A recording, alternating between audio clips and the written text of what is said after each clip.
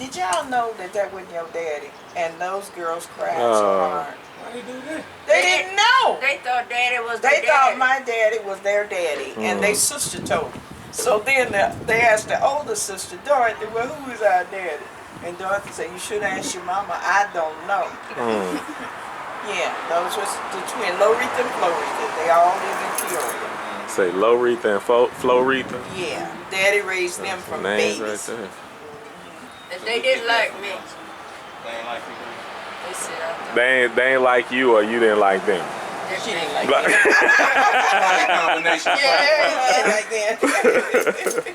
Daddy came to, they brought daddy up to see me. I was living in Forest City.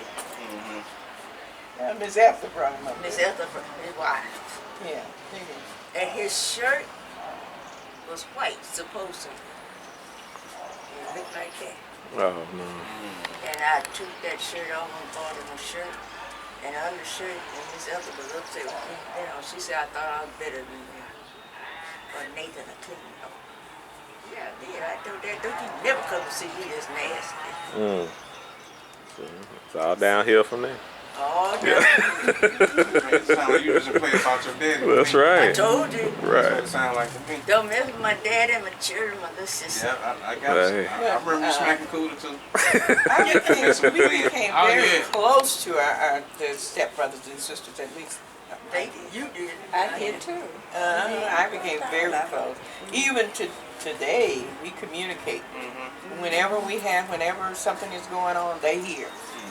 Now I got close to Viola because Viola lived with me for a while. Remember, Viola came here and stayed. Is that piece of that? She could have parked behind me. So, yeah, I got really close to my stepbrothers. And they like me because they say I'm their big sister. Yeah. They're really, the kids are really, they're really nice, and they because of daddy, they feel just a part of us. That's the way my daddy treated them. Now the boys laughed a lot. My stepbrother said that my daddy sure made them work because they wasn't used to working. They were running over their mother, and my daddy got in there. He made them work. And James, the fourth brother, said he's the man he is today because of my dad. Making him work. He said daddy taught him to be a man. I owe a lot of me of how Big Daddy had stuff that Big Daddy had us on. And splitting the holes. Man, you saw him had to be on Easter's be the only kids on Easter Soto splitting and chopping wood. What would you all be doing? Splitting and chopping wood. Big Daddy had us doing all type. He had me and Michael T. I can remember Michael T. Because you know he collected cans. He did everything.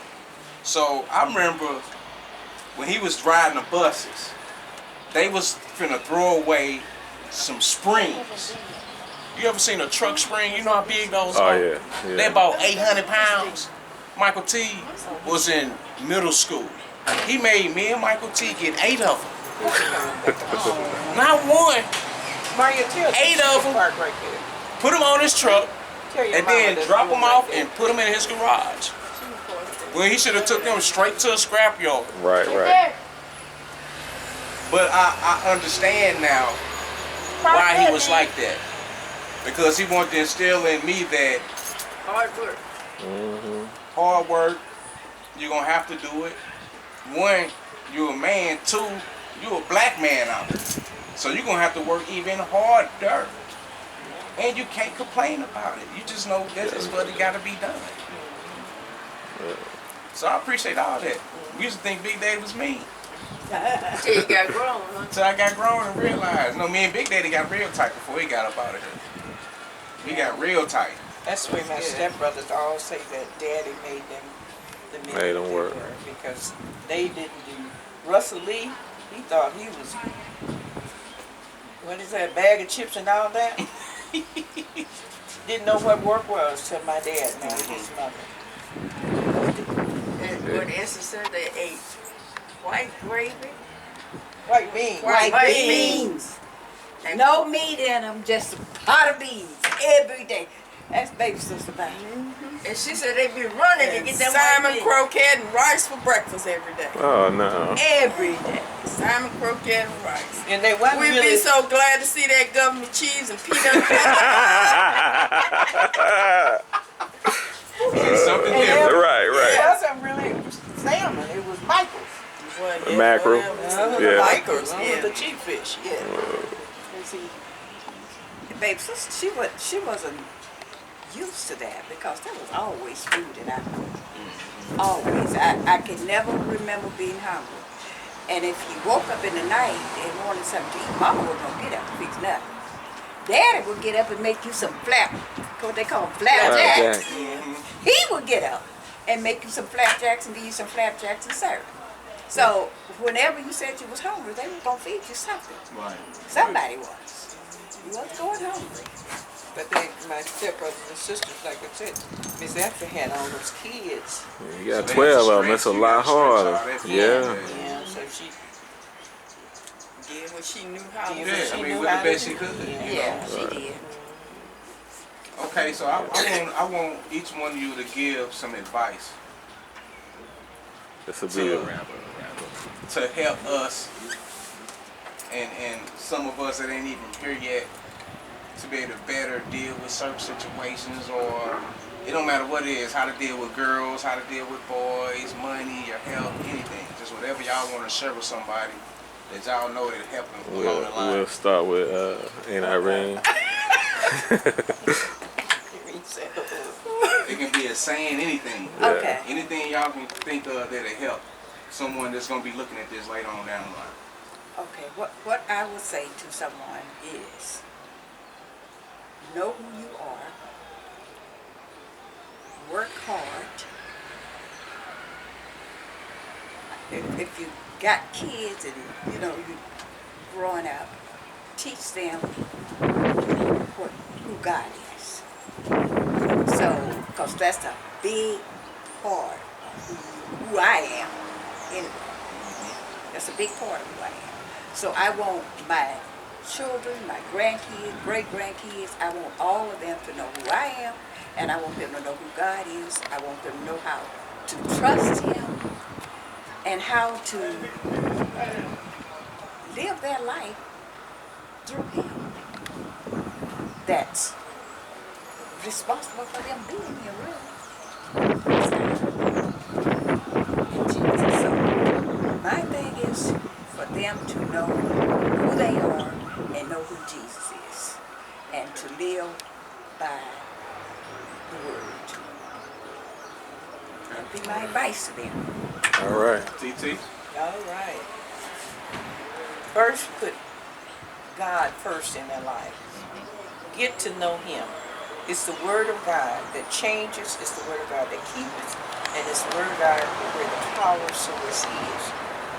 Man must always pray. And I stress that because my mother stressed it in me. My mother was a praying woman.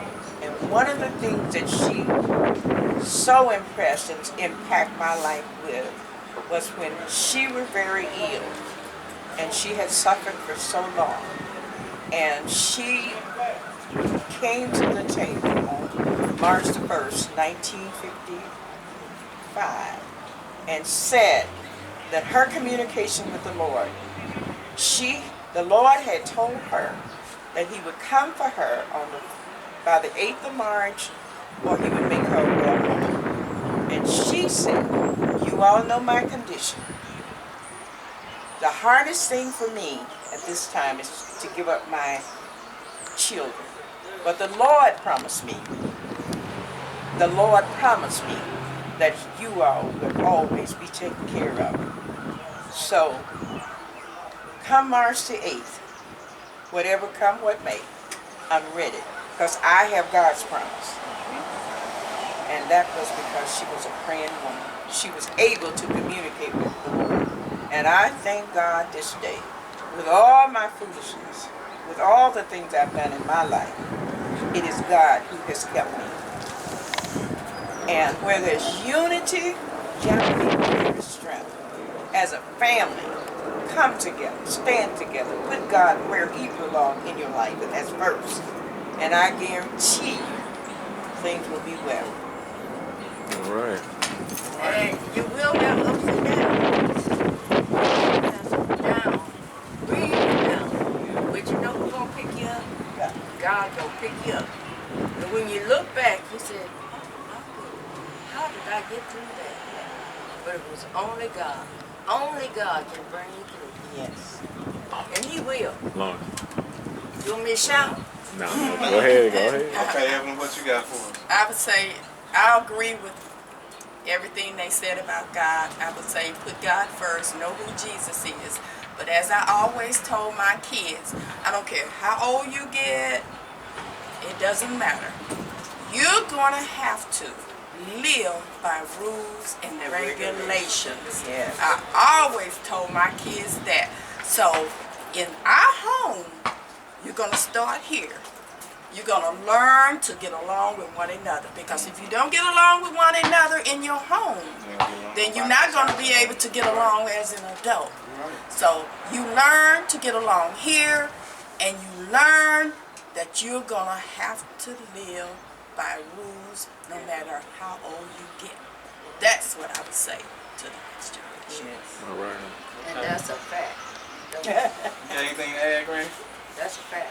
That's a fact. That's a wrap. That's a Hey, fact. No matter well. how old you get, That's a wrap. you still got to live by somebody's rules. You got to pay your gas bill. That's a rule. You got to pay Because if your they light don't pay bill. it, they gonna turn it off. That's right. You got to live by rules. You live in the HOA. And then you got to learn to be obedient to God. You got to do what He said. You got to learn to be obedient and respect your elders. Man, I'm so But glad think you what said the that. world would be like I was if waiting they on one of wasn't y'all to say something. that one. Good respect your I was Respect waiting your- on one of y'all to say Because that it one. is That is an element that is out of our culture right now. The parents are not telling their kids to respect your elders. Right. Because I promise you, you disrespect any one of these, you can be their kids, and you got to deal with me. I'm that cousin, nephew, grandson that don't tolerate their foolishness, man. I did this for a reason. We doing this for a reason. We tired of the condition and the state of mind our people in. We gotta take it back to how they grew up. Respecting and loving. We gotta take it back to that. Communal living. They sit here and told us about